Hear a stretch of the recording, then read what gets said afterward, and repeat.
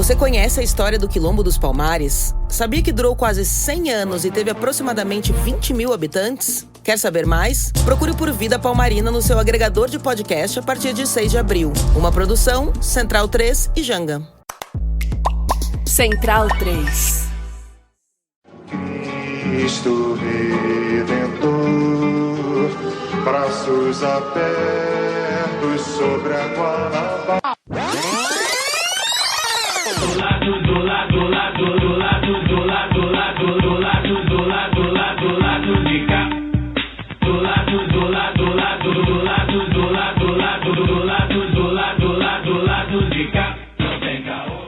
Bom momento, ouvintes da Central 3. Hoje é segunda-feira, dia 13 de abril de 2026, e eu sou o Caio Belandi, direto do Saúl Studio, para mais um episódio da temporada Lado B 10 anos, chegando no seu feed. Fagner Torres Lima tá desfalcando, né? Já foi isso aí. Comprou um terreninho no Nordeste, né? Ele entrou pelo INSS no lado B, acho né? que Já ele vai abrir uma pousadinha, vendeu todos os bens. Vou dar abandono de cargo nele.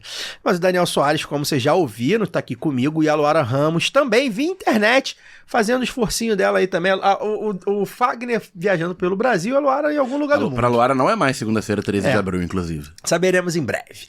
Também está conosco Marilene de Paula, historiadora, mestre em bens culturais e projetos sociais, integrante do time da Fundação Handball, onde exerce o cargo de coordenadora de programas e projetos de direitos humanos.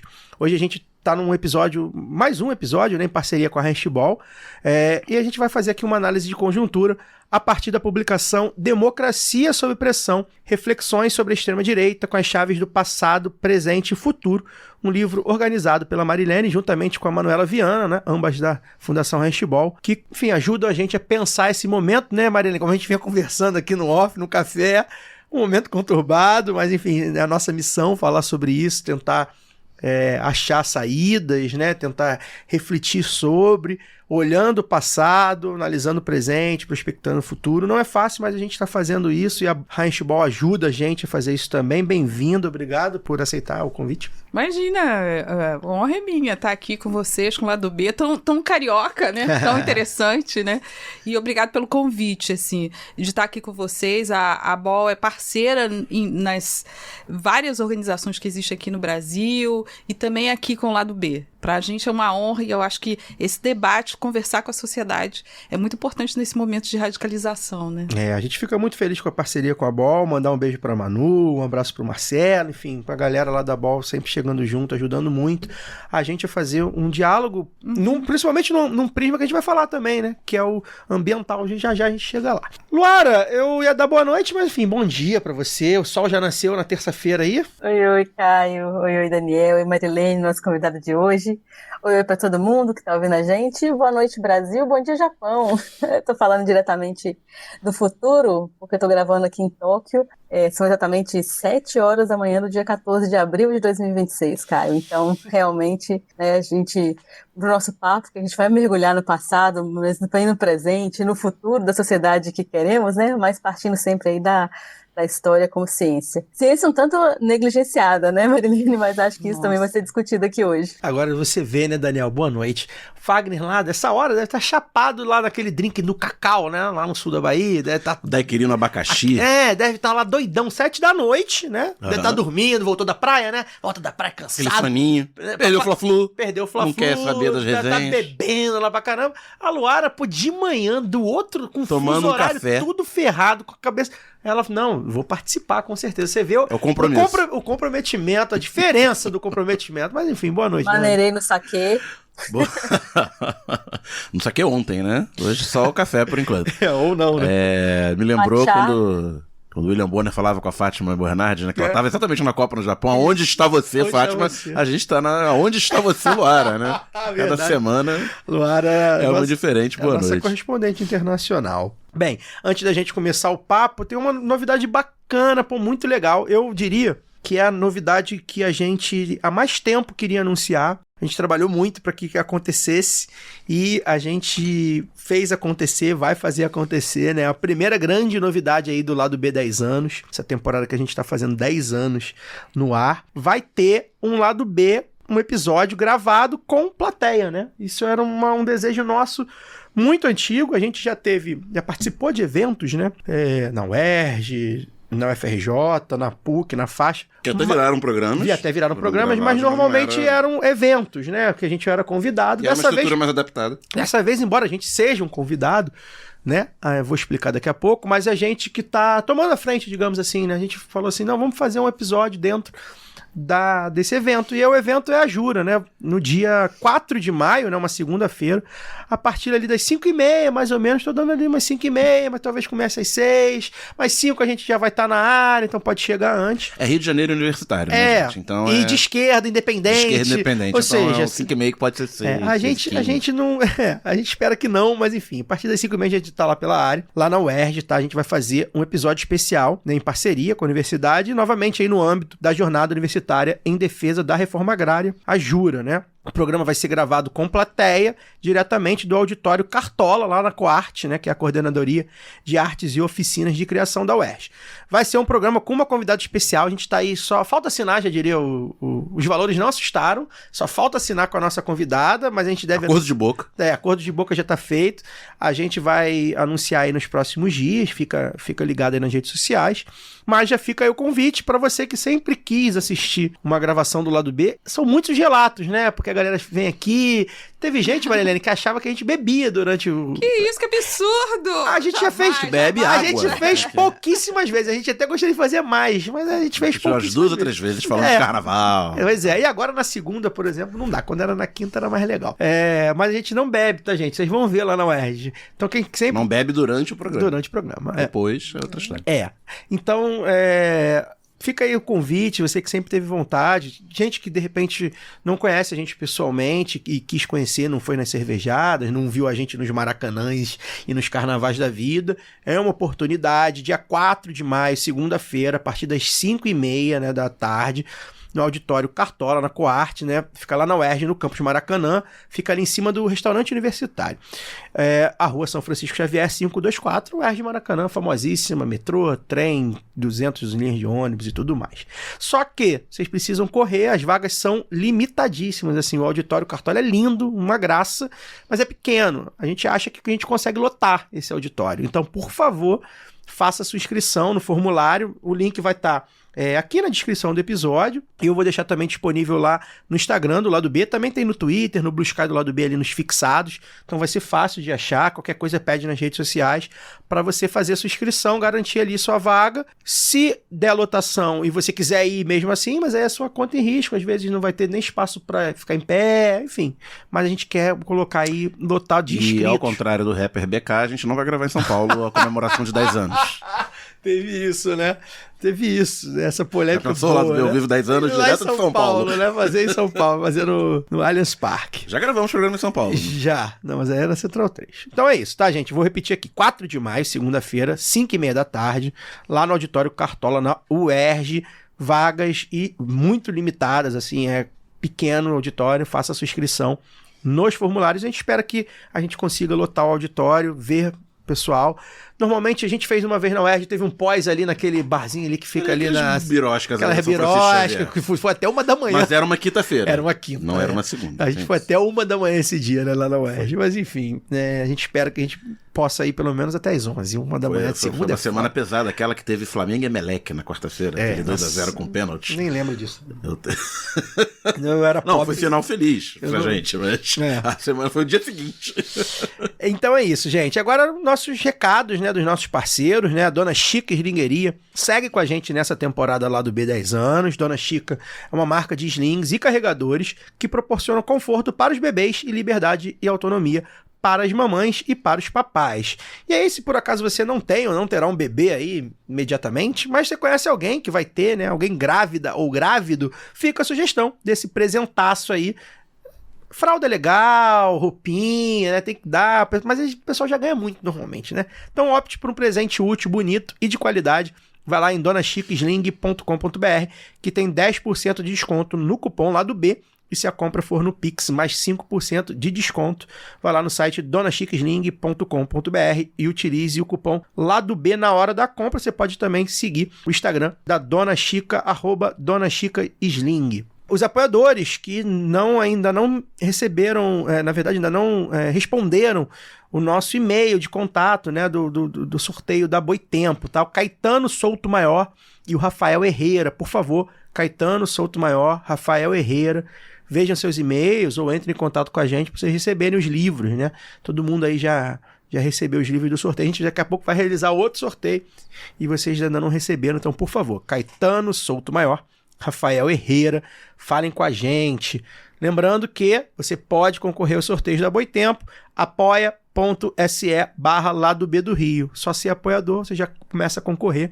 Faixas de 10, de 20, de 50 e de 100 reais. As faixas de 50 e 100 reais tem um sorteio exclusivo, né? Te privilegia aí quem dá mais. As faixas de 10 e 20 também concorrem. A gente sempre faz a indicação da faixa de 20 reais, que você vem pro Conselho Editorial no Telegram, né? Conversar lá com a gente. Vai ter em breve, inclusive, um encontrinho lá com o pessoal do Telegram. Então, se você vier aí de 20 reais, você já entra no grupo e já vai pro nosso encontro tomar uma cerveja. Você também pode usar o cupom LADOBOI20 no site da Boitempo, boitempoeditorial.com.br. Você vai ter 20% de desconto em cada compra. Também tem cupom na Camisa Crítica. Você vai lá em camisacritica.com e coloca lá o cupom Lado B, que você tem 10% de desconto. E você pode ajudar a gente mandando um Pix de quanto quiser e de quando puder para ladobdorio@yahoo.com. ladobdorio@yahoo.com.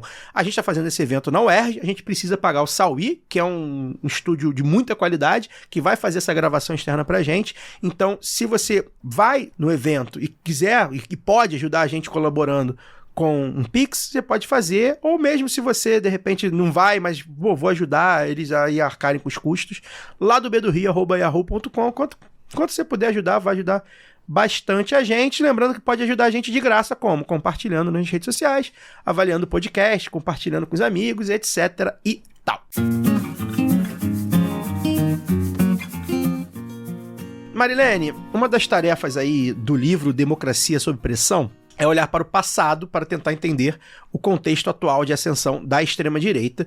E uma dessas buscas diz respeito exatamente à disputa pela narrativa do passado, né? A extrema-direita tem disputado aí o ideário do passado, e aí seja o passado recente, aqui no Brasil a gente vê bastante, por exemplo, a coisa da ditadura militar, seja num passado mais longínquo, a gente tem visto até monarquistas, né? Eu passei a vida inteira sem saber dos monarquistas e eles estão aí, inclusive tem monarquista na Câmara dos Deputados. Incrível. Enfim, e eles parecem estar conseguindo reverter algumas coisas que a gente tinha dado mais ou menos como certo, né? A própria ditadura militar, a gente conviveu ali o período de abertura. Havia ali um certo consenso, não sei se é consenso o nome, mas enfim, não, realmente foi um período autoritário. A gente conseguiu, inclusive, ter a Comissão da Verdade, que conseguiu investigar alguns casos de tortura, de desaparecidos, e isso mudou. Então eles parecem estar conseguindo virar esse jogo. E aí, quero que você fale pra gente sobre isso, inclusive também você, uma militante, uma pesquisadora de direitos humanos, mas também uma historiadora, né? Como é que você vê essa disputa ao passado, essa disputa pelo passado, né? Mais do que o que passou, depende de como está sendo contado. Como é que você está vendo esse contexto da ascensão da extrema-direita nessa disputa? Primeiro, você pensar o que foi a ditadura no Brasil, como a gente lidou com a ditadura nos anos posteriores, né? Porque uma coisa que você percebe é que os militares, em muitos momentos pós-ditadura, eles foram deixados de lado, né?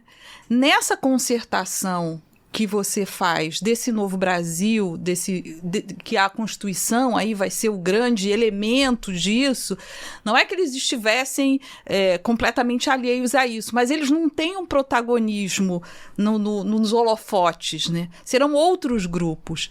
Então, o Brasil vai lidar com a ditadura de uma forma muito diferente, por exemplo, que outros países aqui da região. A gente sabe disso, né? A Argentina, que vai lá depois, em anos mais recentes, que vai ter julgamento e tudo. A gente não faz isso. A gente só vai fazer a Comissão da Verdade já com Dilma, já num período bem mais recente.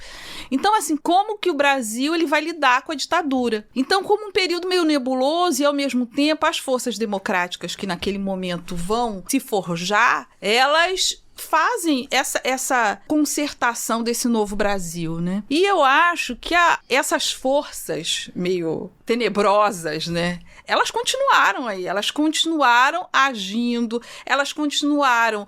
Você vê, a gente fez, eu acho que em 2024 a gente fez um estudo sobre quanto a presença dos militares na Amazônia. E aí a gente percebeu que nos governos Lula e nos governos Dilma, os militares receberam muito dinheiro, muito mais, inclusive, do que na época do Fernando Henrique. Sim. Então, assim, tem uma força que ela vai conduzindo e que, de repente, ela emergiu. E isso tem muito a ver com como que a gente lidou com a ditadura. De uma forma que não estava clara, de uma forma que você não tinha essas pessoas sendo presas. Você tinha outras coisas. Você vê o Bolsonaro, que o seu grande mentor, né, que ele fala isso, é o general Ustra, né? No impeachment, o Coronel Ustra.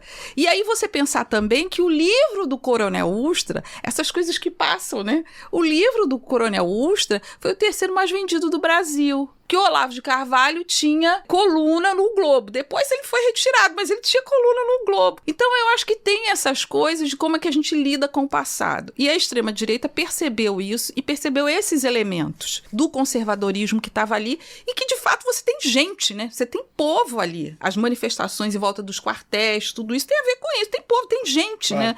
Não é só um pensamento, não. Tem gente por trás disso. E ela conseguiu fazer isso, conseguiu lidar. Mas, ao mesmo tempo, você tem que mudar essa história, né? Você tem que transformar essa história numa história gloriosa, que é o que outros países, né? A gente estava ali no off conversando, né?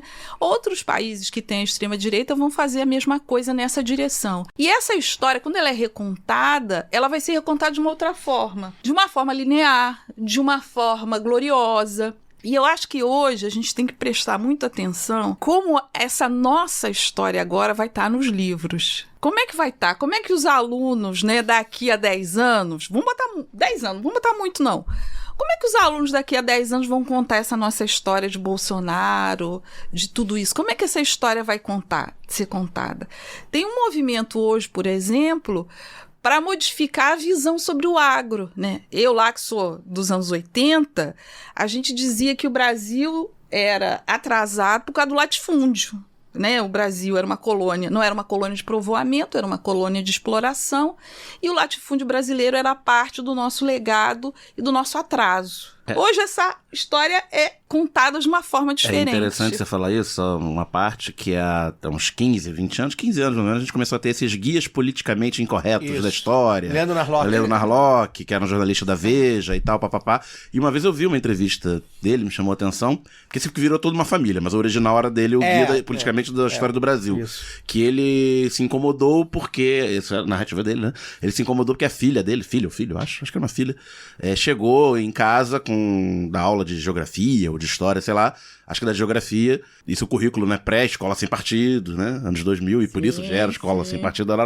e ele achou muito estranho porque quando falava, né, dos problemas brasileiros e tal, falava isso, né, do latifúndio, dos agrotóxicos e não sei o que lá. Ele, não, mas não tem nada de positivo pra falar, agricultura, assim, a matéria era totalmente pró, né, ele era só levantada de bola. Não tem nada de positivo, o agro gera tanto PIB, gera tanta divisa, gera tantos empregos e tal, e aí ele entrou no currículo da filha, que era aquela visão negativa, né, do capitalismo e dos empresários e tal, e aí ele teve a ideia, de fazer os guias politicamente incorretos pra tirar essa visão estereotipada do empresariado, do agro, né? Então, boa lembrança, 15 anos atrás. Rapidinho, Mariana, boa lembrança, porque isso aí é uma lata de lixo que pouca gente remexe, né? De fato, esse guia do Leandro Narlock, que anda subindo, aí, não sei se tá preso, se tá, foi muito popular e foi Comecei a ver gente no trem. Foi no momento de virada mesmo. Comecei a gente no trem lendo isso. Dessa narrativa. Pode retomar. Nas manifestações de 2013, por exemplo, tinha gente com uns cartazes.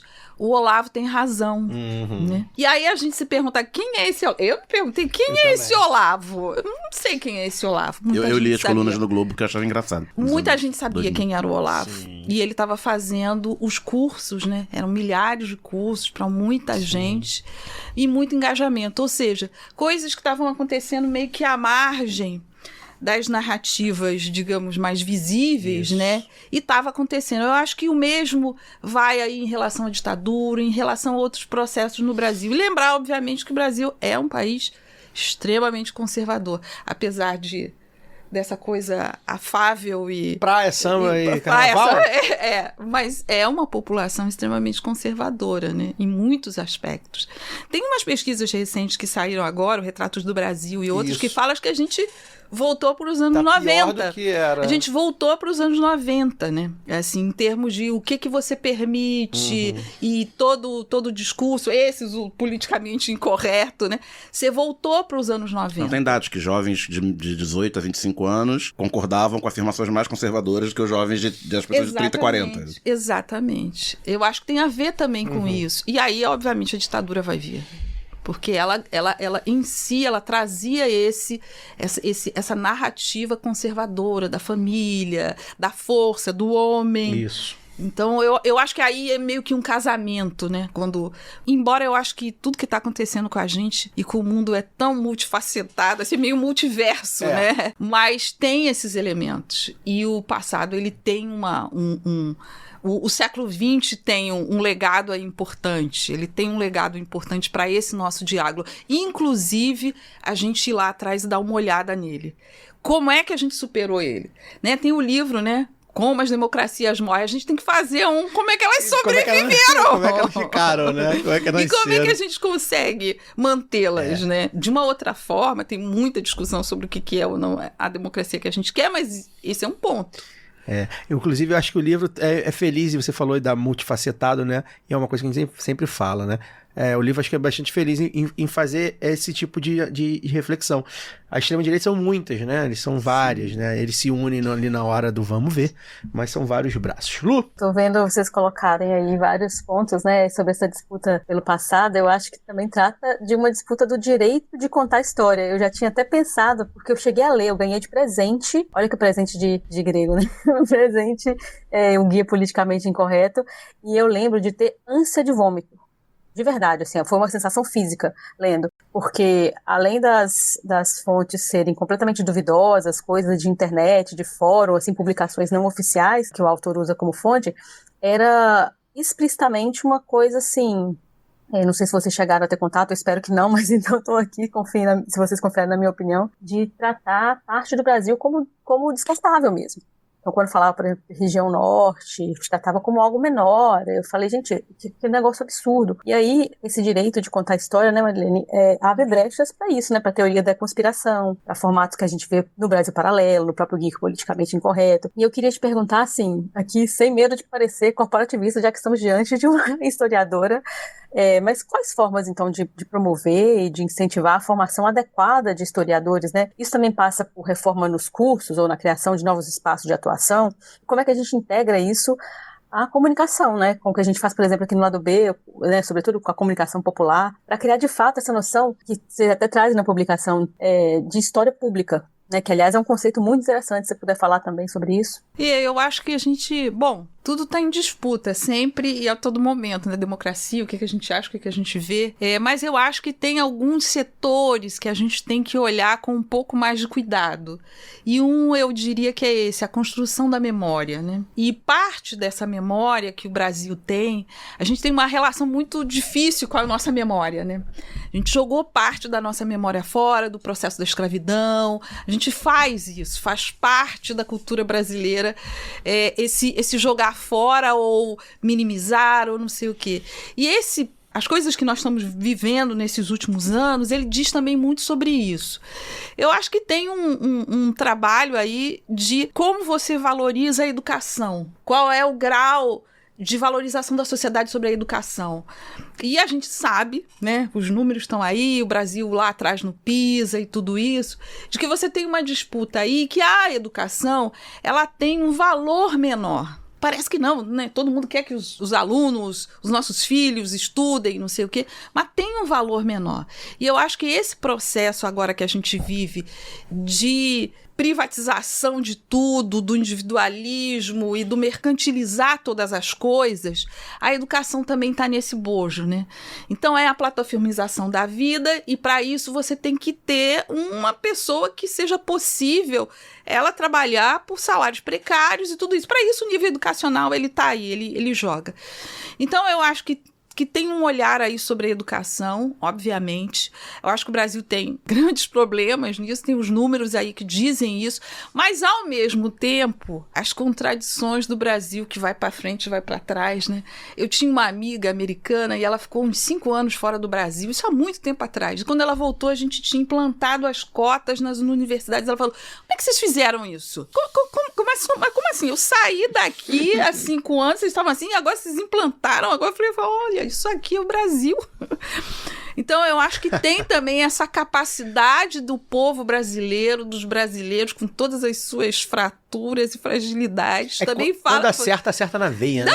Menino, o Brasil, quando acerta, assim, ele dá uma dentro, fala, pô, assim, realmente. você faz uma coisa que é insuspeitada, assim, que era absurdo de ser feita e elas são feitas. Eu acho que também essas coisas nos dão inspiração, né? Teve, por exemplo, durante esse período aí do governo Bolsonaro, várias tentativas de tirar as cotas, né, delas serem retiradas da educação, e ela sobreviveu. Ela tá aí. Então eu acho que tem uma luta constante, eu acho que a gente tem que fazer. O Odilon aqui na nossa publicação, ele fala muito isso, dessa coisa da disputa e dessa coisa de preparar essa juventude, porque a extrema-direita está trabalhando com a juventude. E aí a gente pega no livro a história do futuro, né? Porque educação é futuro também, é como você constrói o seu futuro. E eles não estão fazendo, não é um projeto para poucos anos, né? É um projeto para algumas gerações, né?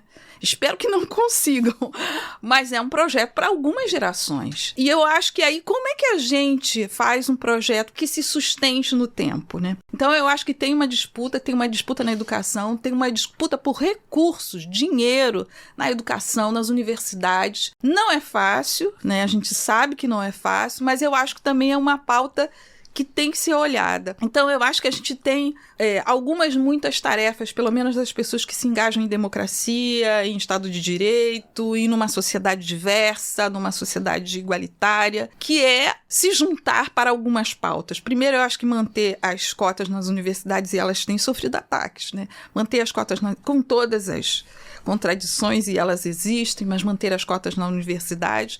Tem esses programas do governo federal, de bolsas, do ProUni. O ProUni tem muitos problemas, tem algumas, não diria falhas, mas, enfim, alguns problemas. Mas eu acho que também esses programas conseguiram trazer várias pessoas que estavam longe de qualquer tipo de passagem pelo ensino, pela educação formal, que pudessem aí entrar nas universidades e tal. Então eu acho que tem você manter esses programas, ampliá-los e, de alguma forma, eu acho que fortalecer essa figura do professor. Né? Não é à toa que os professores, né, aqui no Rio de Janeiro, né, assim, eles passam a gente vê várias manifestações e elas são violentamente reprimidas. E eu acho que tem a ver com isso, com o lugar da educação, o papel que a educação tem na construção do futuro. E eu acho que valorizar o professor, esse trabalho tem de ser valorizado. Por mais que a gente fala da inteligência artificial e de tudo isso, mas ainda uma pessoa sentada te explicando alguma coisa, como eu estou aqui em frente de vocês falando e vocês falando comigo, tem um valor assim especial na forma como você constrói um ser, na forma como você constrói um sujeito político, certamente. Deixa eu só, antes de passar para o Dani, deixa eu fazer o serviço aqui, né, que eu acabei não fazendo no começo, faço aqui no meio do programa.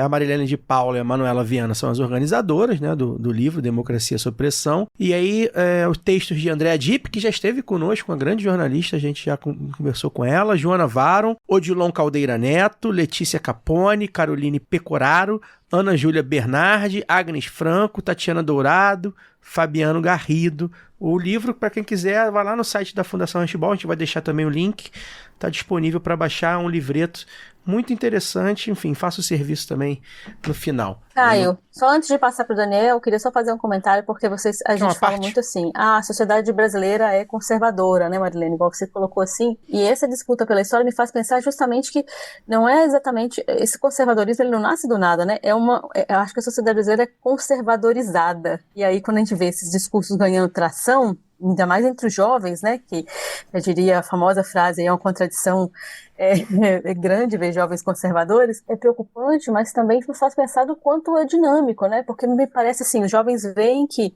a explicação que foi dada não contempla mais a explicação oficial. E se há uma crise institucional, então a crise também é dessa explicação oficial que não conta toda a história. Contava a história dos vencedores, contava mais ou menos ali algumas coisas, mas não dava parte da contradição, ou seja, uma negligência, como eu falei, da história como ciência. E aí vira uma história como opinião, é a opinião do professor doutrinador. Engraçado porque eu cresci no interior de Minas, fui para a Unisc, inclusive, e foi isso que me deu condição de fazer, né, um curso superior, mas eu cresci no interior de Minas, fui aluna de educação pública praticamente a minha vida inteira, e eu tive professores doutrinadores de direita. Gente que falava da Revolução de 64. E isso nunca era tratado como um problema. Apesar de não ser, né, mesmo que a gente não tenha enfrentado, olha como é que a gente não enfrentou de tal forma que isso continuava como possível numa escola pública nos anos 90, 2000 ali. Então, assim, como é que a gente não vai falar de uma facetização, né, dessa sociedade, de uma conservadorização dessa sociedade, e não como uma coisa estática, né? Quer dizer, como é que essas pessoas se formaram, que base foi essa que elas tiveram para poder acreditar em teoria da conspiração, em Brasil Paralelo, comprar um guia politicamente correto e usar aquilo como fonte, né? Pegando o gancho aqui que a Marilene falou, né, de educação, a extrema-direita, a gente vê um ataque coordenado à educação formal, né, em suas várias frentes. Desde falar de escola sem partido, né, que a educação básica faz doutrinação de esquerda nas crianças e tal, falando de homeschooling e por aí vai. Nos Estados Unidos é mais forte o homeschooling, porque é talvez país com as pessoas têm mais condição para isso. Até a educação universitária com todo um discurso relativamente recente, né, sobretudo nas redes sociais, influenciadores, de que o ensino universitário não serve para nada. Né, que você na vida profissional ninguém vai querer saber se você tem diploma ou não, que universidade você cursou e tal, porque vão te contratar pelo seu mérito, pelo seu lero. E tava vendo hoje um post da economista Juliane Furno, que até já veio aqui ao lado B, né, que tem dados aí, saiu uma pesquisa grande, que o rendimento médio das pessoas com ensino universitário tem caído.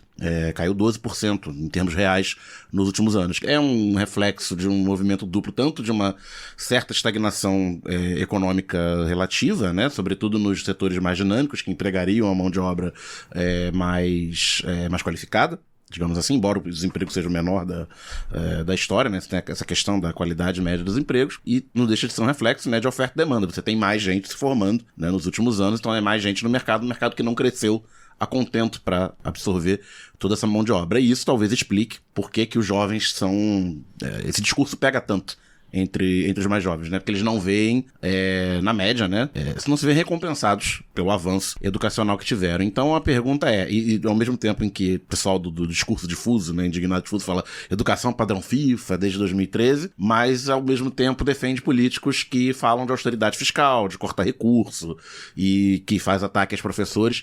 Então, como que a gente consegue estar na sociedade, mobilizar a sociedade, primeiro para defender a educação, e deixar claro essas armadilhas do discurso da extrema-direita, que defende uma educação, aquela coisa mesmo, da mesma forma em que a gente cria um passado mítico, né? A gente defende uma educação mítica, uma educação etérea, que quando a gente tenta colocar na realidade, ela simplesmente não existe. É um dilema, de fato. Porque você tem também, a realidade concreta e objetiva das pessoas. Eu preciso de dinheiro, eu preciso de um trabalho, eu preciso me manter. E, ao mesmo tempo, esse discurso que diz pra você que quando você aprende algo, digamos, um pouco mais sem substância, né, que tem a ver com o mundo das ideias, as teorias, isso não vai te ajudar. Não vai te ajudar. Pra que eu estou aprendendo isso? Neoliberalização da educação. Pra que eu tô... exatamente, a neoliberalização... Não serve pra nada. Quando eu fiz faculdade 25 anos atrás, uma faculdade de economia, no FRJ, que é uma escola qualificada, tinha muito colega meu que se perguntava por que a gente tem que aprender a história econômica do Brasil? O que isso vai me ajudar? Você quer ser um economista no Brasil, E não quer saber a história econômica do Brasil, tá bom. Eu acho que é o imediatismo da vida, que aí, como você muito bem falou, né, o liberalismo conseguiu colocar isso na sua cabeça. Que existe o mundo das ideias e existe o mundo da prática e que essas coisas não são conectadas. Mas, na verdade, eu acho que elas são. Ser um ser político, saber minimamente legislações ou outro tipo de conhecimento qualquer, ele requer que minimamente você tenha contato com isso, que você viva.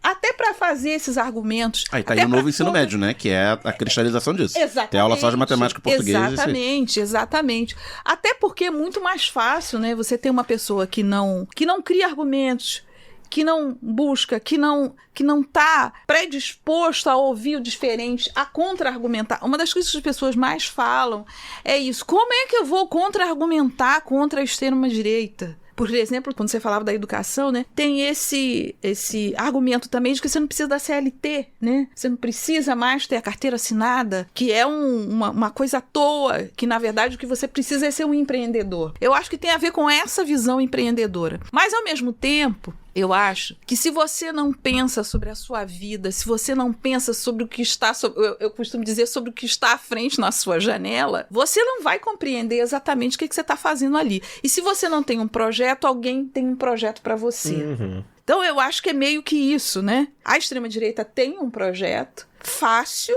de receitas fáceis sobre aquilo, porque é a realidade da vida, é aquilo que, como você falou, é a realidade daquilo que você está vendo, né? De que eu preciso daquele emprego, de que eu preciso disso. Mas as condições como você precisa daquele emprego, ou como você vai exercer a sua atividade econômica, as pessoas que estão no Uber, que estão 2 horas, 12 horas, 9 horas ali sentado, fazendo mal à sua coluna e outras coisas, ou outros tipos, esse é o mundo que a gente está meio que aí vivendo, né? Mas, obviamente, que eu acho que essa educação, que pode parecer um pouco mais etérea, ela vai, de alguma forma, te dar resposta para coisas que você, às vezes, não... Você fez essas perguntas e ela pode lhe dar essas perguntas.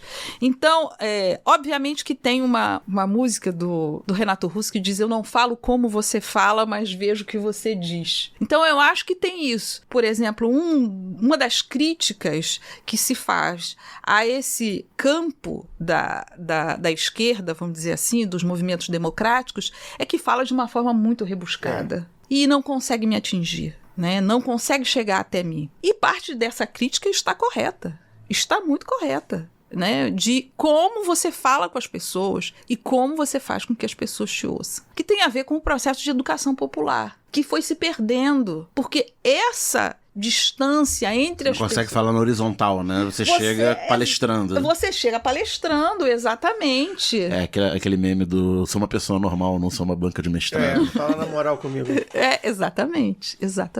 Mas, ao mesmo tempo, tem um outro dado que fala que essa geração da agora provavelmente terá uma vida pior do que a geração, em termos de conhecimento, a geração anterior. Uhum. E o que isso vai legar para a sua realidade concreta e objetiva? Porque o que nos parece nesse momento é que você vai ter uma casta de trabalhadores remunerados, muito bem remunerados, e outra uma massa de pessoas com trabalhos mais precários, sem direitos, com vidas mais difíceis, né? Então, esse é o cenário. E isso, obviamente, ele tem que ser casado com uma educação de baixa qualidade. Porque senão a conta não vai fechar. Então, eu acho que tem várias lições, porque eu sempre digo que esse processo da extrema-direita nos deu também uma lição, ou pelo menos esse grupo de pessoas democráticas que pensam no futuro, que pensam na diminuição das desigualdades, que é você pensar primeiro nessa relação com essas pessoas que querem o futuro agora. Por isso que fala, eu não quero essa educação aqui, eu quero agora porque eu quero viver, eu quero mudar a minha vida agora, né? Então, como você fala com essas pessoas? Como você não dá palestra, mas você as entende e faz com que elas façam parte do processo? Porque tem algumas coisas que é a realidade objetiva, né? A gente tem vários... Pela experiência, né? É pela experiência. E eu acho que tem essa tarefa, né? As pessoas que se dão essa tarefa também, né? De fazer essas conversas. As conversas com os grupos dos religiosos cristãos, que aí, né, tá na crista da onda falar sobre isso, né? Como é que você fala com essas pessoas? Eu fui a um encontro com movimentos sociais e outras organizações, e uma pessoa falou assim para mim, no grupo, né? Eu não consigo conversar com os evangélicos, eu não sei como chegar até eles. Eu falei assim, aí pensei eu, meu Deus do céu, desde o governo Bolsonaro são 7 anos. E a gente ainda não descobriu os grupos, né, que falam sobre democracia, que falam sobre direitos, que fazem educação popular, ainda não descobriram isso? Claro que alguns sim, isso não é para todos, mas alguns ainda não. E tem muito tempo que já se passou. Então, eu acho que tem lições a ser aprendidas. Mas eu acho que também nem tudo está perdido. Às vezes a gente olha para o mesmo lugar e vê a mesma coisa e acha que tudo está perdido, mas não está, não. Tem muito grupo trabalhando, tem muita gente trabalhando e conseguindo fazer isso. Tem. Vocês estão aqui, ó. Pois é. Não, e é isso que a gente costuma até dizer, né? Quando a gente faz as nossas análises aqui, chama convidados, convidadas, a gente faz parte desse pensamento. E uma coisa que o meu amigo Paulo Júnior fala muito isso, né? Assim, e a gente tá falando no nosso café também. Sempre foi ruim, assim. A gente faz parte de um campo político ideológico que nunca foi bom. Tirando alguns momentos em alguns lugares. Né? Tava mal. E como a gente falou assim, em alguns momentos, em alguns lugares, para algumas pessoas, nem para todo mundo, dependendo do lugar. Então, assim, é bom a gente também ter esse pé no chão, assim. A gente tá nessa de correr atrás do próprio rabo, mas é meio que, tipo, meu pai fazia e meu avô fazia. 50 e poucos anos atrás, o jovem Luiz Inácio da Silva não gostava de política. Não gostava de política, tava na ditadura. Queria tomar a cachaçinha dele no samba e até que e achava os comunistas muito palestrinha. Pois é. Enfim, é claro que eu acho que as coisas pioraram no geral, mas é o que eu quero dizer assim, que nunca foi bom. A gente tá correndo atrás mesmo de deixar menos pior a cada dia que passa, até que a gente consiga, enfim, revolucionar. Marilene, quero te trazer para um debate também que é feito aqui no livro, que é um debate que a gente fez recentemente, inclusive no programa em parceria com a BOL, com o Sérgio Amadeu, que é o debate das Big Techs, né? Que é hoje o grande... Eu costumo dizer que é a grande questão do nosso tempo, né? Eu ontem, inclusive, estava refletindo com a minha esposa sobre redes sociais, né? Redes digitais, né? Como diz aí o Lula e o pessoal do governo. Acho que é bom fazer essa diferença mesmo. E sobre o quanto eu estou convencido, mas aí não é nem isso que eu quero falar, mas é só para um desabafo. Quanto que eu estou convencido que tem que acabar. Eu me convenci que tem que acabar mesmo, que não deu certo enquanto a ideia que a gente tinha quando foram criadas. Olha que bonitinho, olha que legal ver que a Marilene tá tomando um café com a família dela, olha que legal ver o Daniel... Cara, isso acabou. Isso hoje é 1% dessas relações na rede. Enfim, dito isso, a gente tem visto aí o pessoal do Vale do Silício mais rico, tem um dado aqui maravilhoso, né? Péssimo, mas o dado maravilhoso exposto, os bilionários mais ricos que PIBs de países como... País eco não, né? Dizendo países como Chile, Hungria, Catar, Grécia, Ucrânia, Equador, Bill Gates, Larry Ellison, Jeff Bezos, esses caras todos têm mais dinheiro, né? Ou dizem que tem, né? Pelo menos, que eu também, enfim, tenho essas minhas restrições. Valem mais. Queria te trazer para esse... Tá num banco que existe? Pois é. Quero ver, saca aí então. Tem 3 trilhões, saca aí então, me dá aqui que eu vou contar. Muito valor de ação. Pois é, tudo... Depois que parou o padrão ouro. Pois exatamente. Mas enfim, queria te trazer para esse debate. A gente fez com o Sérgio Amadeu aqui recentemente, né? No episódio sobre tecnopolítica. Mestre.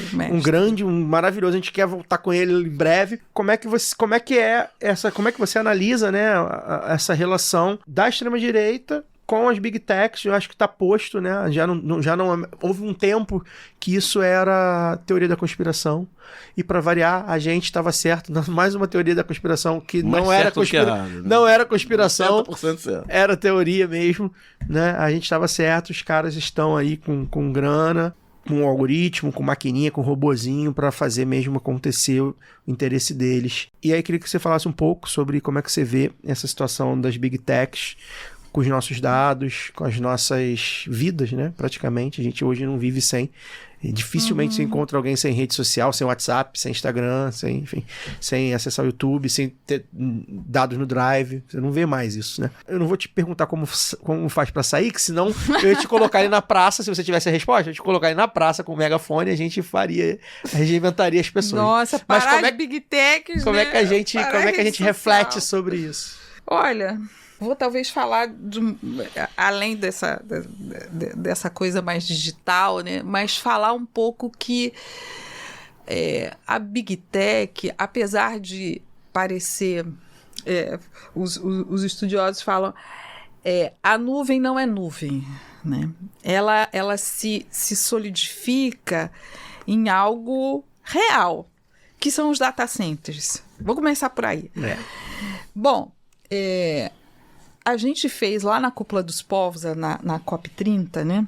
Tinha esse evento paralelo à COP30, chamado Cúpula dos Povos, e aí a gente fez lá uma roda de conversa com 3 grupos bem interessantes. Um grupo era as pessoas que trabalham com a questão da tecnologia, trabalham politicamente, né? Falando sobre as Big Techs, isso que você estava falando aí, o poder das Big Techs, como é que elas funcionam e o que né, tudo.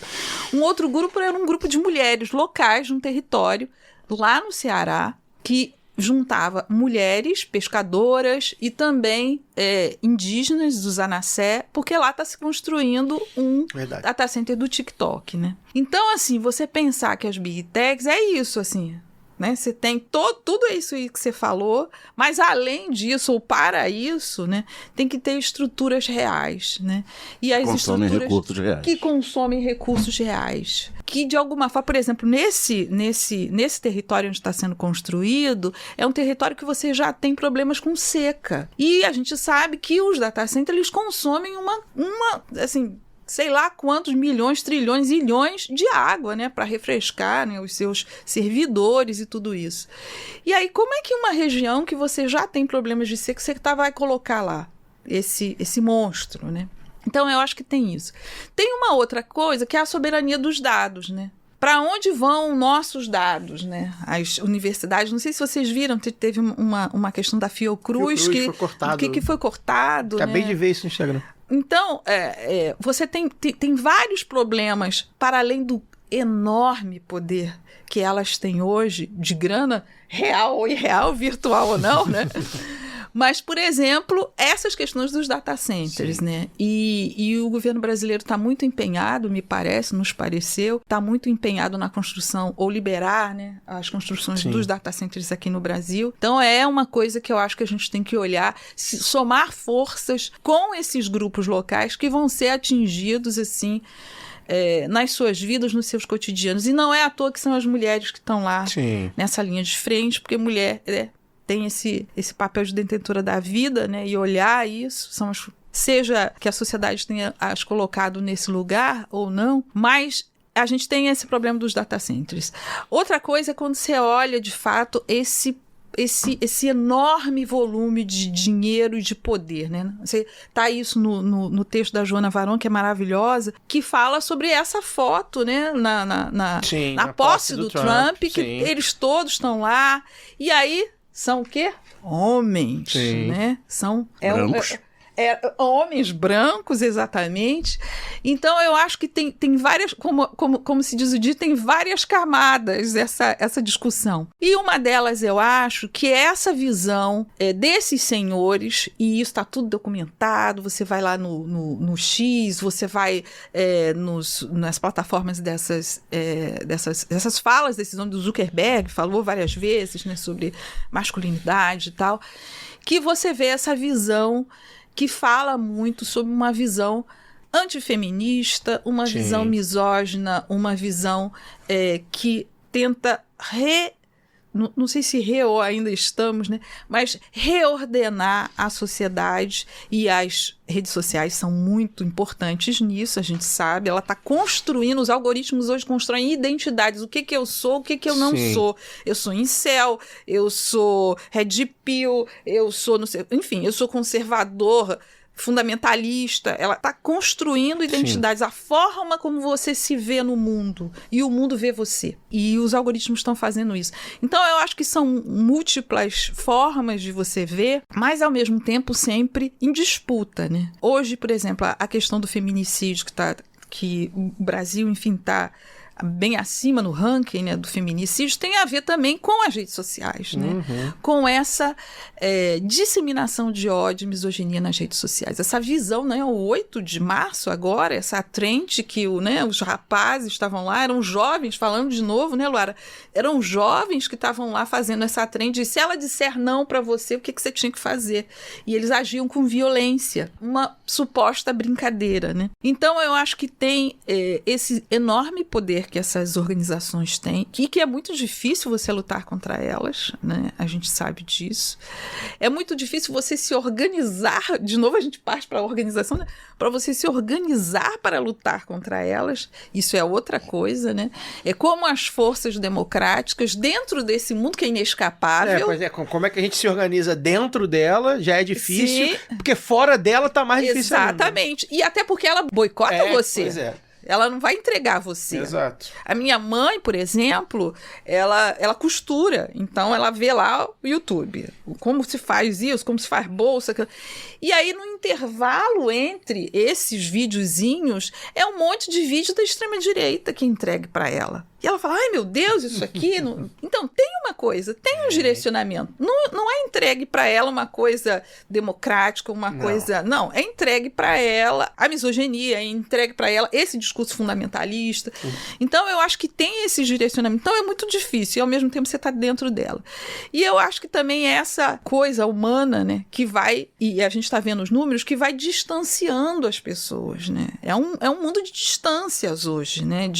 Eu me lembro um amigo meu que estava, 2 jovenzinhos, aí um falou assim, ai, puxa vida, eu não fui a primeira pessoa a dar um like no aniversário do fulano. Aí ele virou e falou assim, mas o fulano tá do teu lado, vai lá e dá um like nele, né? Real. Real nele. Eu acho que a gente vive esse mundo, essa contradição. E o poder dessas empresas, você sabe que a gente tentou, né? O Brasil tentou regulamentar isso, né? E o que aconteceu? O Google, que nunca fez isso em lugar nenhum, né? Ele colocou uma tarja, quando você entrava no Google, uma tarja lá, que dizia que se você fizesse isso, você estava fazendo censura, né? Então, não é fácil, não é uma luta fácil.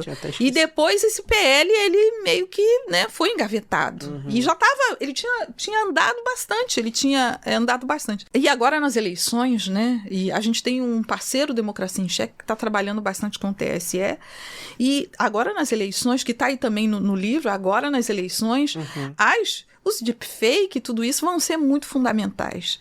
Mas como é que você faz essa educação cívica? Como é que você faz isso? Eu acho que é reaprender a falar com as pessoas, reaprender a estar com as pessoas. Tentar se organizar dentro das redes sociais, entre nós, e não é uma tarefa fácil. Eu acho que tudo não é tarefa fácil. Não. Mas eu concordo com você que também não era assim, essa beleza toda antes, né? Principalmente a gente que já viveu um pouco. E assim, a gente adequou o discurso, eu repito, eu acho que piorou, a gente tá num momento histórico que é pior do que há 30 anos, eu acho que tá tranquilo de dizer isso, mas assim, a gente tinha um discurso, por exemplo, da comunicação, que ainda tá muito em vigor, né? Quando a gente fala daqui da Globo, da Folha e tudo mais, de como esses institutos, essas instituições também eram muito falhas em promover a democracia, etc, etc. Então, assim, a gente vai se aplicando dentro do que a gente, né, tem de desafio. Repito, continuo achando que tá pior, mas eu tenho muito me apegado a isso, assim. A gente já trabalhou mais também. As corporações não são corporações à toa, né? Elas dominavam a comunicação tradicional. Exato. E em pouco tempo dominaram a comunicação digital. Exatamente. E o capitalismo é assim mesmo. Ele vai se transformando, ele vai dando na gente até a gente, né, esfolando a gente. Laura, faz a última aí pra gente, por favor. Eu ouço vocês falando, né, de Big Tech, sempre me vem aquela coisa, parece que é um paradigma dos times, né? Que é extremista porque vende mais ou vende mais porque é extremista, ainda né? Existe Tostines? E eu acho que é importante. Só pra. Aí eu já entreguei minha idade, mas procurem saber, jovens. Eu acho que é importante a gente conectar os discursos, né, aos negócios, porque Por exemplo, quando a gente vê esse discurso da liberdade, né, que as big techs dizem defender, diziam lá no início, tinham toda uma política de dados, né, e tudo, mas depois isso foi se perdendo e hoje falam abertamente, né, tem líderes que falam abertamente, como o próprio Mark Zuckerberg, reivindicando aí símbolos da Roma Antiga, aquela coisa toda. Não é uma liberdade para todos, né, é um discurso da liberdade pela força. Como os mais fortes têm o direito de exercer essa força e subjugar mais fracos. E aí entra a meritocracia, individualismo, o empreendedorismo como uma forma imediata, né, de alcançar o acesso aos bens de consumo, em detrimento de uma solidariedade que poderia garantir esse acesso a todos, né, e, obviamente, a misoginia também. Que vocês começaram a falar aqui, eu acho que a minha última pergunta vai sobre isso, sim. Qual é, afinal, Marilene, o interesse da extrema-direita no debate de gênero, né? Por que manter a família como símbolo da propaganda extremista continua tão importante para o conservadorismo, enquanto o campo progressista se recusa a debater muitos dos temas da agenda ultraconservadora? Eu acho isso muito curioso, porque quando a gente vai falar sobre isso, sempre tem algum que vai falar assim, mas a pauta de costumes, não, isso é pauta de costumes, isso é cortina de fumaça que usam, né? Ou é algo menos relevante nos debates, sendo que na hora das eleições, por exemplo, não é o menor nível de desemprego que ganha atração nos debates, né, nos grupos de zap, é o banheiro unissex. É o banheiro unissex. Então, perfeito. Por que continua sendo tão importante para a agenda ultraconservadora o controle dos corpos? Não só do controle, mas até a expansão, né, do pânico moral sobre essa figura mítica aí de uma família que é conservadora, né, homem, mulher, filhinhos, e que tenham mais filhos o tempo inteiro. Então, o controle dos corpos, que eu falo também dos direitos reprodutivos, que é uma coisa que eu falo muito aqui no lado B. Qual que é a importância, o peso dessa agenda da extrema-direita e como isso afeta a nossa democracia? Primeiro, você pensar, talvez, no valor da família, porque embora esse discurso seja enviesado, no mundo que se dissolve, é o seu pai, a sua mãe, é a sua esposa, é a sua avó, né? A gente tem vários dados que dizem, por exemplo, que essa renda do aposentado, esse um salário mínimo, né, que é a maioria dos pobres brasileiros que ganham via aposentadoria, isso é fundamental para a família, para a renda familiar, para compor a renda familiar. Então, assim, primeiro, a gente, quando ouve família, fica, meu Deus, não, a nossa família é super importante para nós. Então, primeiro, essa coisa. Então aí eu elenco esse personagem, né, vamos chamar assim, porque ele é de fato importante. Claro. Porque ele é fundamental. Primeira coisa. Segundo, obviamente, que aí ele vai ser fundamental, mas a partir de um olhar que eu quero que ele seja. O conceito que eu estou criando. O que eu estou criando. Ele é heteronormativo, ele é do tal dos bons costumes, ele é ligado a uma ideia do passado, né? Porque essa família não existe mais. Essa família hoje tem outros arranjos, né? Você casa, se descasa. Então, eu até acho que eles usam essa coisa do tradicional, nessa coisa do marido e mulher. Isso é uma marcação homofóbica, LGBT-fóbica, né? Porque, por exemplo, eles permitem, e o Bolsonaro é um deles, né? Que tem 3 casamentos, tranquilamente. Casou uma, casou 2, casou 3, teve um amante. Como diria Mara Magalhães, problemas de prazo. Com problemas de prazo, com casar com amante, assim. Então, é uma marcação que eles fazem que eles não conseguem nem esconder que é pra ser homofóbica mesmo. Não, a gente não permite homem com homem, mulher com mulher. Agora, se o homem casou 3 vezes, né? E que mulher casada 3 vezes também já é olhado feio pelo Jade Pio, né? Mas assim, porque o homem ter casado 3 vezes, não tem problema. Uma foi na igreja e tal. Então também essa marcação de gênero e de heteronormativa também funciona, né? Dessa forma, ó. É bem moralista mesmo. Porque ela vai privilegiar o homem. Claro. Né? E aí esse controle é do corpo da mulher. E é fundamental isso. Fundamental para você manter esse arranjo que não dá mais. Eu estava dentro de não me lembro agora se um táxi ou um Uber, e aí estávamos conversando, e aí em algum momento esse senhor fala assim para mim, não, mas a mulher tem que ser submissa. Eu falei, então o senhor me perdeu. Aí eu estava até... conseguindo conversar com o senhor, mas aí o senhor me perdeu. Aí ele falou assim, mas lê o que significa submissão na Bíblia. E aí eu percebi que ele estava falando de que sim, né, não sei exatamente se tem essa passagem na Bíblia, mas é assim, que esse discurso está sendo dado para essas pessoas. Que você, mulher, sim, você não é exatamente submissa, você pode trabalhar, você pode cuidar dos seus filhos, você pode isso, você pode aquilo, mas porque esse homem mais provedor, nesta sociedade em que o trabalho é precário, em que você não tem mais garantia do emprego, se algum dia você teve no Brasil especificamente, isso não existe mais. Então, essa ideia do homem provedor, ela é uma fantasia. Na realidade, essa família tem que trabalhar, a mulher tem que trabalhar também, senão vão ser duas pessoas que vão viver né? Vão viver precariamente. Mas você cria essas fantasias, né? Porque é necessário para você manter essas junções, né? Essas formas. E aí ele me dizia isso, e aí eu percebi e falei, nossa, como esse povo é inteligente. Porque aí você cria duas coisas. Você cria essa suposta submissão, que é o homem toma a decisão, mas ao mesmo tempo o arranjo capitalista, ele não é rompido. Você pode trabalhar, seja no que for, seja precariamente, porque faz parte desse jogo. Preciso do teu dinheiro. Porque faz parte desse jogo. Então, eu acho que a extrema-direita, ela conseguiu perceber várias coisas, conseguiu bater, né, minar várias coisas em que os movimentos democráticos, não diria somente a esquerda, mas esse espectro democrático tinha muita dificuldade de trabalhar porque já estava em outro momento. Eu já estou em outro... Eu já avançou. E, ao mesmo tempo, hoje, enquanto eles estão batendo nisso e discutindo a pauta a partir desse conservadorismo que controla o corpo das mulheres, que é fundamental, aliás, isso é histórico, não é só extrema-direita, isso é histórico. Ao mesmo tempo que você tem isso, o campo democrático tem dificuldade de trabalhar isso. Tem dificuldade de, sim.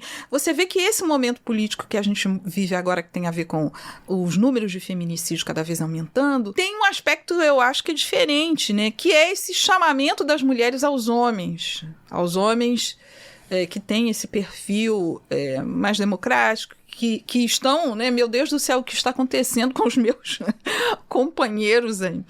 Então, tem um outro momento na sociedade, tem um chamamento a isso. Vamos ver quantos ouvirão esse chamamento para, de fato, trabalhar nesse outro lado para diminuir essa correlação de forças que é absolutamente desigual. Então, eu acho que a extrema-direita não tem nenhum pudor sobre isso, ou seja, para fazer essa pauta conservadora, enquanto o outro lado, não, vamos bancar isso, vamos bancar uma pauta pela igualdade das mulheres.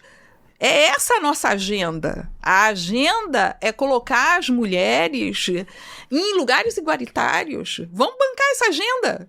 Mas a gente percebe que isso não é um discurso ou uma prática, melhor, né? É uma prática que não está com todo mundo, né? E isso é fundamental, porque para eles não tem problema, eles vão fazer isso.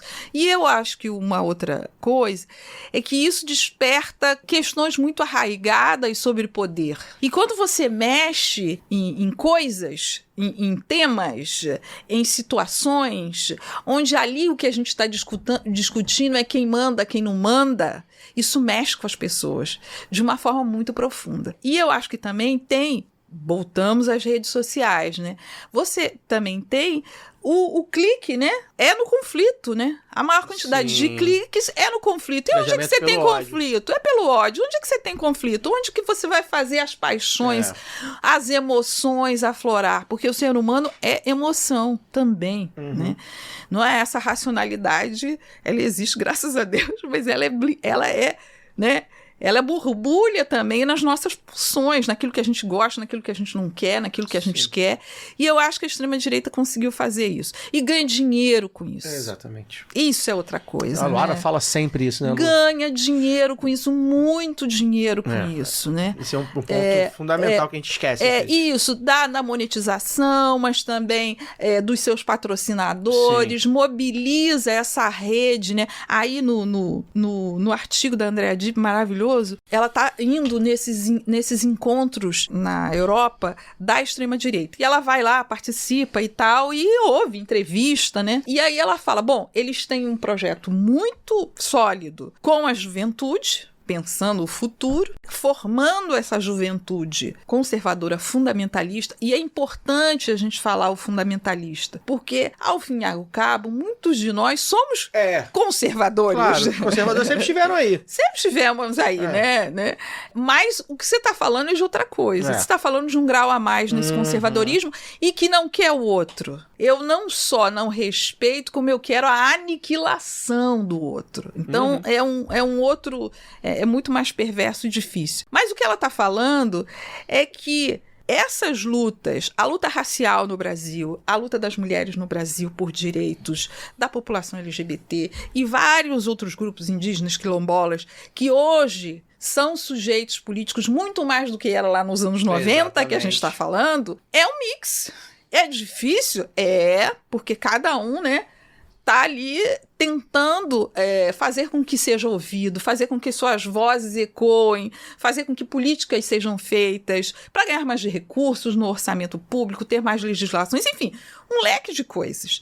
Então, como você junta isso tudo numa só bandeira que possa, ao mesmo tempo, nos levar a uma sociedade mais igualitária? Aí a gente vai ter que, como dizia minha avó, gastar mente. Porque temos aí os desejos de novo, né? Sim. E a extrema-direita pegou isso tudo e simplificou. Ela conseguiu simplificar a partir de algumas pautas específicas e unificá-los, por exemplo, no Congresso. Porque se você vê, quem vota na pauta lá do agro é o mesmo que vai estar na bancada da bala, Isso. é o mesmo que vai estar na bancada tal, é o mesmo que vai... São as mesmas pessoas. Votam junto. Eles votam juntos. Que eu falei lá discutindo o rapaz lá, ele até foi convidado do lado B, né, que falou por que o esquerdista que tá lutando por direito de trabalhador tem que lutar pelo gay? Porque o pacote é completo, e na direita o pacote é completo. Então se você não quer direito pro gay, você tem que estar disposto a abrir mão dos seus direitos trabalhistas também. Pois é. Porque são os mesmos. São as mesmas pessoas que a gente tá lutando no mesmo barco, né? Exatamente. Se a gente não compreender isso, que a luta racial, que a luta das mulheres, que isso também faz parte da luta de classes, a gente vai avançar pouco. Entendendo que cada caixinha tem suas especificidades. Claro. Mas em termos de luta, elas são juntas. Porque, como você muito bem falou, eles estão juntos em alguma medida, embora briguem. Sim. né? A gente sempre fala isso aqui. Eles sempre brigam entre eles. Mas na hora do vamos ver, em algum momento do vamos ver, às vezes eles podem até começar a briga rachados. Mas no meio lá do segundo round, no terceiro, na prorrogação, eles vão falar, não, agora a gente precisa agora se... E é isso que é essa unidade que a gente busca, né? Que nem sempre a gente consegue. Eu acho até que, por exemplo, para a eleição 2022 a gente conseguiu. Acho que foi Sim, a frente ampla. A tal da frente ampla, a gente conseguiu aí gente até que nem imaginava. E eu acho que houve uma configuração que falou, não, agora a gente vai ter que deixar aqui a crítica de lado, as nossas ideologias de lado, e a ideologia agora é eleger o Lula, né? Acho que 22 acho que a gente conseguiu isso de alguma forma, tanto que foi fundamental, cada voto importou. Mas no geral, no debate amplo, a gente tem essa... Mas também porque é nosso, né? É da esquerda, né? O debate, a coisa da discordância, Sim. a coisa do... É assim que você constrói. É assim que a gente constrói, né? E isso tem uma disputa também. Tem. A gente fala, pra ficar nos partidos, né? Que acho que são as grandes instituições organizadas, quando a gente está falando de política, né? São os partidos. Os partidos de esquerda do Brasil, por exemplo, eles são partidos de tendências, né? Então, assim, são partidos de corrente. E ao mesmo Então, eles vão lá, né? A gente tá vendo o pessoal e por exemplo, já tem duas novas do pessoal. E ao mesmo tempo que a gente tá falando do brasileiro conservador, mas que você consegue coisas inimagináveis, como as cotas e tal, nessa pauta de costumes, LGBT e tal, o casamento gay, digamos assim, né? Que foi uma canetada Supremo, tem 15 anos, foi em 2011. Assim, a gente que nasceu nos anos 80, né? Já tá com a idade maior e tal, a gente lembra dos anos 90, anos 2000 até. Assim, hoje em dia todo mundo aqui deve conhecer um casal gay, lésbico, casado, no papel, que adotou criança, que leva uma vida, e que dentro das suas famílias, que são famílias brasileiras, com todo conservador, são aceitos e com normalidade. Tiveram seus problemas, obviamente, vai ter gente que lá atrás foi expulso de casa, mas que hoje em dia levam uma vida normal e vão nos eventos de família, vão no Natal, levam seus companheiros e tal. Isso era inimaginável, completamente inimaginável quando eu tinha 20 anos de idade. Não, a gente vê muito mais, na rua, por exemplo. É isso. Você não via. É isso. Você não viu um casal gay normalizado indo em evento de família 25 anos atrás. Pra ficar nesse exemplo de fato. Todo mundo tinha uma evolução, tia que morava com uma amiga há 40 anos, mas assim, não era aberto. Não. Exato. De fato, tem esse aspecto, né? Marilene, acho que a gente fez um bom papo de um assunto que tá aqui, né? O nome do livro é Democracia sob Pressão. Então, não precisa de muito mais, né? Acho que é até um bom nome do episódio. Embora a gente aqui também é um bom debate de democracia, também a gente gosta de fazer o debate sobre essa palavra, mas acho que tá muito claro no momento que a gente vive, né? Tá muito claro que a gente tá falando da democracia, né? Obrigado, valeu mesmo, é sempre bom estar com vocês. Repito, a Bol pra gente é uma parceira fundamental pra gente estar antenado aqui com esses autores, com vocês, produzindo conhecimento. Acho que faz um papel bacana dessa produção de memória, né, Lu? Também, que é um assunto que a gente sempre fala, a gente trouxe aqui hoje, né? É isso, você coloca registrado a Democracia sob Pressão. Você pode baixar lá no site da Fundação Handball, vou deixar o link. E tem várias outras publicações lá muito interessantes. Eu estou sempre folheando algumas. Tem de todos os jeitos, tipos, tamanhos, temas, muito voltado à área ambiental, né? E direitos humanos, né? Queria falar até sobre Rio de Janeiro, mas não deu tempo. Tá fácil, né? Rio de Janeiro Você volta aqui e fica 6 dias falando com a gente. Nossa, segurança pública é meu tema. Pois é, isso que eu ia falar, é seu tema. Você tá muito perto aí sobre estudos de segurança pública. Vai ser o principal tema mobilizador da eleição estadual, né? Vai, como sem sempre. Dúvida nenhuma. Enfim, quem sabe você volte aí pra gente conversar também. Tema leve, tranquilo. E falar de Flamengo aqui. São 4 flamenguistas, tem o Maico também. Hoje somos 4 flamenguistas, ganhamos, então a gente tá feliz.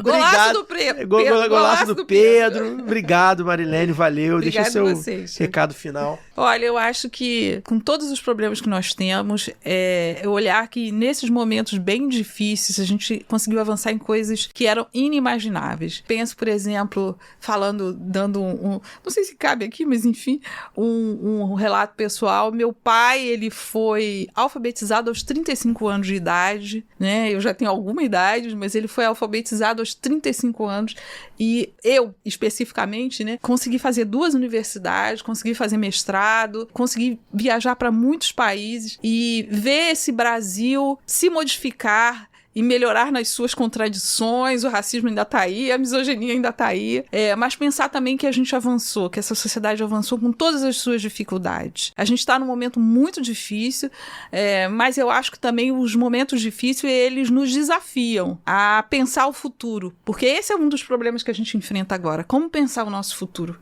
Como pensar para onde essa sociedade pode ir? Que projeto pode nos levar para essa sociedade?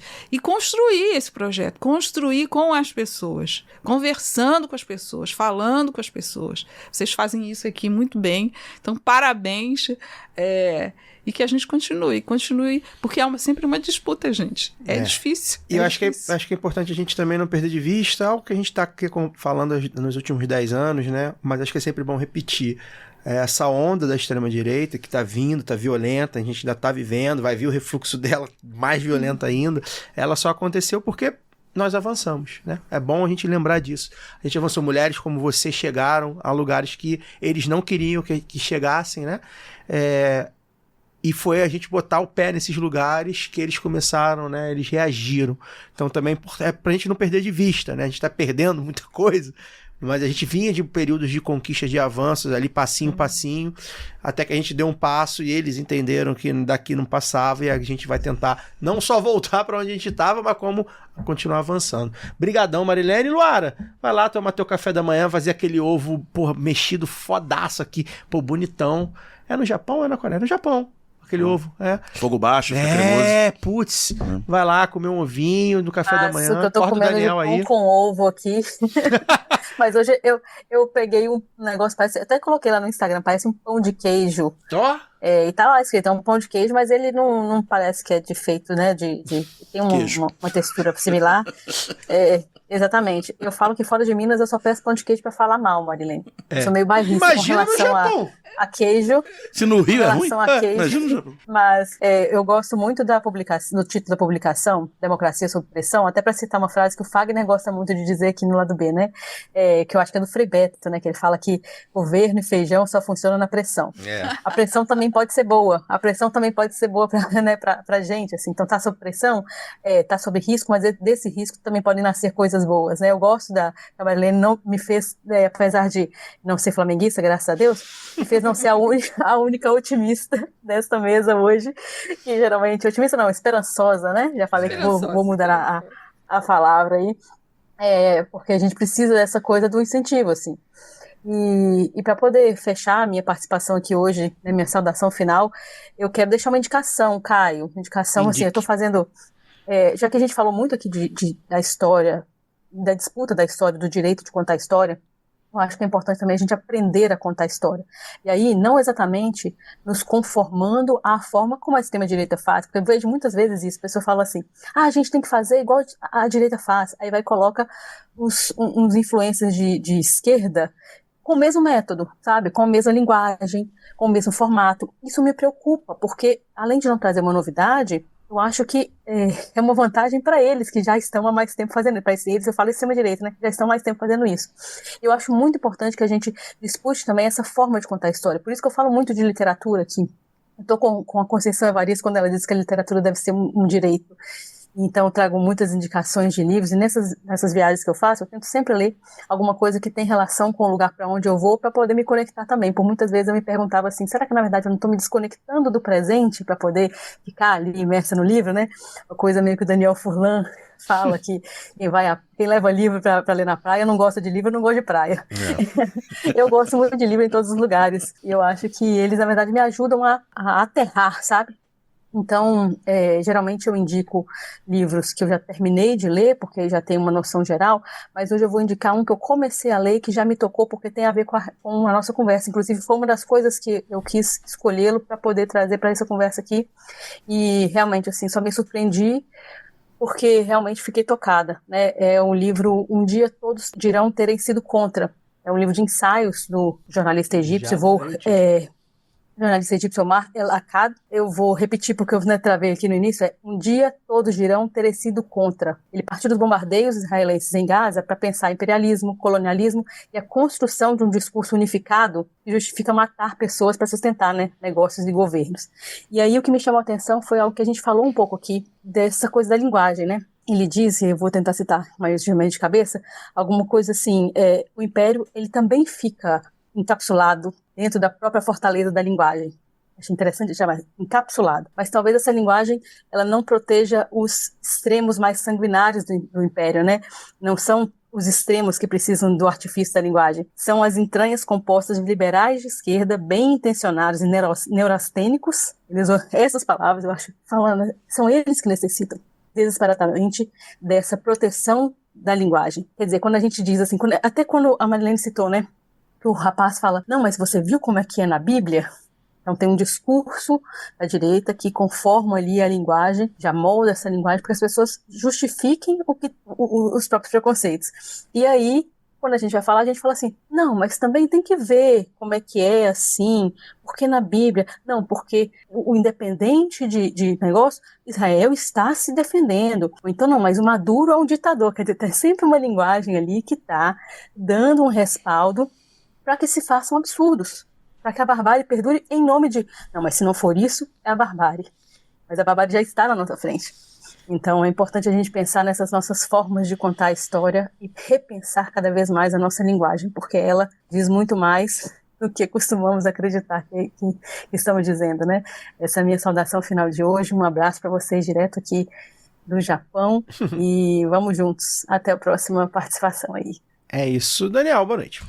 Boa noite, é só uma coisinha pessoal que tem a ver com o tema do programa, né? A Luara já tá no dia 14 de abril. Eu lembrei que agora, 14 de abril, é 110 anos do meu avô, que saiu da divisa de Minas com Bahia. Se vivo, faria 110. Ele já morreu tem mais de 30 anos. Saiu da divisa de Minas com Bahia, né, na beira de São Francisco, aos 18 anos, analfabeto, e foi para São Paulo, depois pro Rio de Janeiro, construiu a vida, né, viu a filha se formar engenheira, aquela trajetória, né, brasileira do século XX, e que era um homem evangélico, brisolista, conservador nos costumes e que, no entanto, sempre apoiou a filha dele, a minha mãe, filha mulher, né? A fazer sempre o que quis da vida, incentivou a estudar, a trabalhar fora e tal. Então é esse Brasil aí com suas contradições e ainda assim conseguindo avançar. É isso, a vida não é uma caixinha, né? Bem, fazer aqui pra me despedir, um jabazinho, né?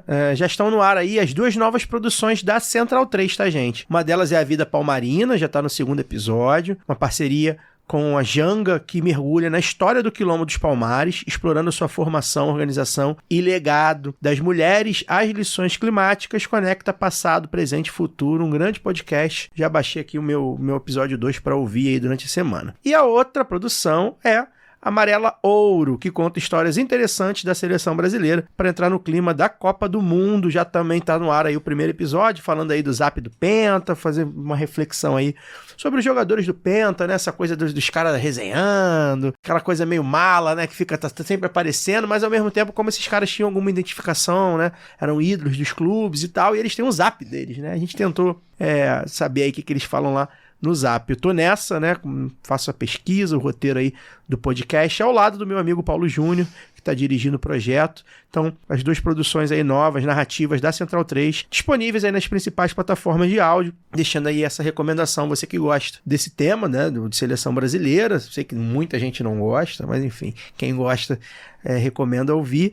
E o Vida Palmarina, acho que é um podcast super importante, né? Acho que entender Quilombo dos Palmares é entender um pouco desse Brasil, que a gente tá falando dos avanços, né? Acho que a gente entende um pouco. E é isso, a gente encerra por aqui mais um episódio da temporada lá do B10 Anos. Semana que vem não tem programa, tá? A gente vai dar descansado. Na verdade, nem é descanso, porque semana que vem, nessa hora, a gente vai estar se divertindo e confraternizando com os apoiadores e apoiadoras do Telegram, nossos amigos. Vamos cansar o físico para descansar a cabeça. Nossos parceiros, a Marilene tá convidada para tomar umazinha. Mas não vai ter programa, né? Vai ser um feriadão aí gigante, né? Dia 21 é feriado, dia 23 feriado aqui no Rio. Pois é, consigo trabalhar segunda, quarta e sexta, né? Mas enfim, a gente não trabalha na segunda que vem. A gente volta, portanto, na última semana de abril e seguimos contando com seu apoio e sua audiência por todo esse ano para que o Lado B continue como sempre foi, independente, contra-hegemônico e anticapitalista. Forte amplexo e até lá. Este podcast foi editado por Fernando Cesarotti.